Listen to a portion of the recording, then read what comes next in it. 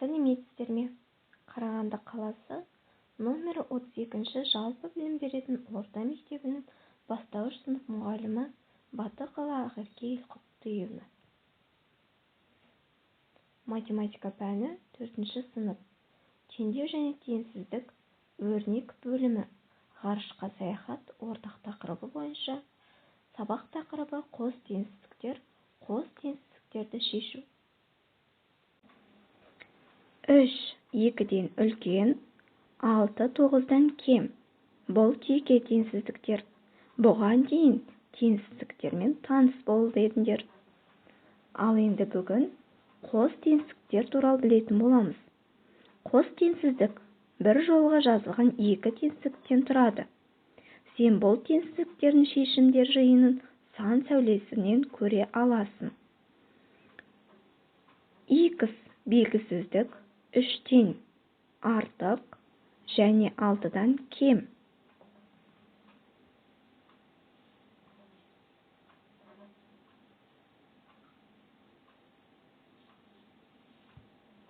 X 3-тен артық және 6-дан кем. Мынау бізде сандық сәулеміз. Сандық сәулесінен жүргіземіз. X 3-тен артық демек, 3-тен артық дегеніміз, оны артығымен оң жағына қарай штрихтаймыз.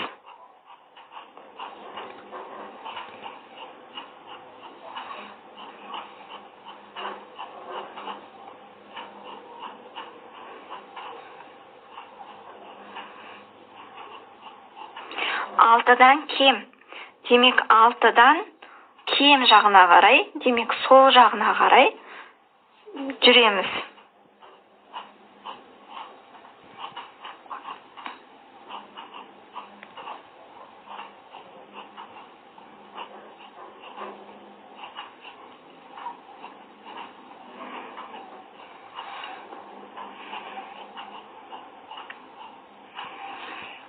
Мінекей, сонда X-ымыз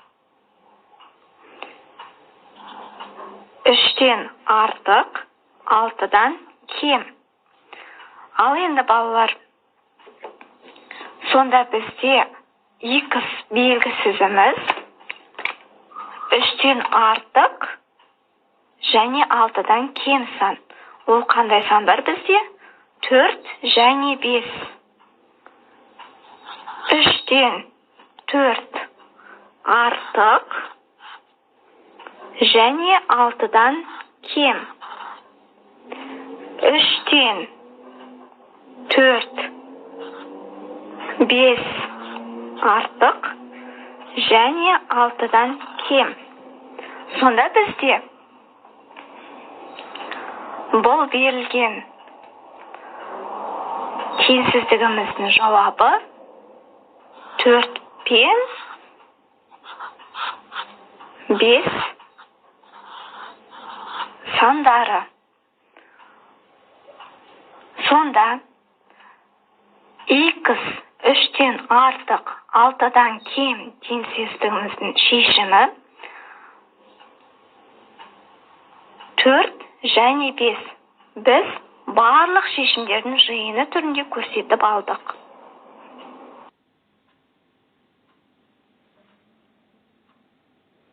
Сонымен балалар, келесі X 5-тен артық және 15-тен кем болғанда, бұл теңсіздіктің шешімі 6, 7, 8, 9, 10, 11, 12, 13, 14, 15. Бұл шешімді жеке-жеке жазып отырмай, барлық шешімдердің жиыны түрінде жазуға болады. Демек, мына жерде көрсетілгендей. Ал енді балалар, оқулықпен жұмыс жасайық. Математика 4-ші сынып оқулығы, 4-ші бөлім, 7-ші бет, номері 4-ші есеп. Қос теңсіздіктерді жаз. Т белгісізі 4-тен артық және 9-дан кем. Оны біз қалай жазамыз? Т 4-тен артық және 9-дан кем. Демек 4 артық кем белгісі Т және артық кем белгісі 9. Осылай балалар, қалғандарын да жазып шығыңдар. Дәптерге орындаймыз. Қос теңсіздікті шешу үшін қос теңсіздіктерді шешу кезінде қалай пайымдауға болады? X 8-ден артық, 11-ден кем. Мысалы, арқылы қарастырайық. X белгісіздік 8-ден артық және 11-ден X белгісіздік 11-ден кем теңсіздіктердің шешімдер жиынын табайық. X 8-ден артық теңсіздігінің шешімі 8-ден үлкен барлық сандар жиыны болады. Және X 11-ден кем теңсіздігінің шешімі 11-ден кіші сандар болады. Енді осы сандардың жиындарының қиылысуын, яғни екі жиынға да ортақ сандар табамыз. 9 және 10 сандары жиындарының қиылысуы болады. Екі жиынның қиылысындағы сандар қос теңсіздіктің шешімдер жиыны болады. Яғни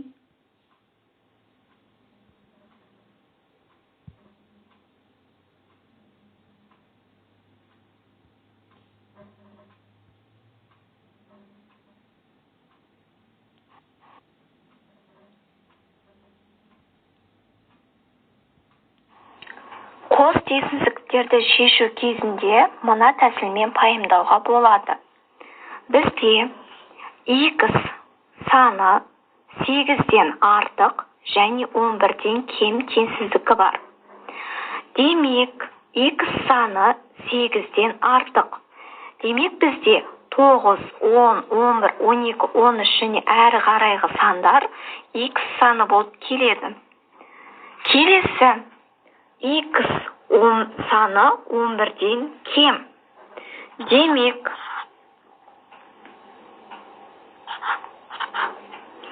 X саны 11-ден кем. Демек, 11-ден кіші сандар X саны болып келеді. Мысалы, 10, 9, 8, 7, 6, 5, 4, 3, 2, 1. Осы сандар бізде X саны болып келеді. Демек, осы жиындарының қиылысуын, яғни екі жиынға да ортақ сандарды табамыз. X саны 8-ден артық және 11-ден кем болса, 8-ден артық 2 сан және 9-дан кем 2 сан бізде 11-ден кем 2 сан бізде 9 бен 10.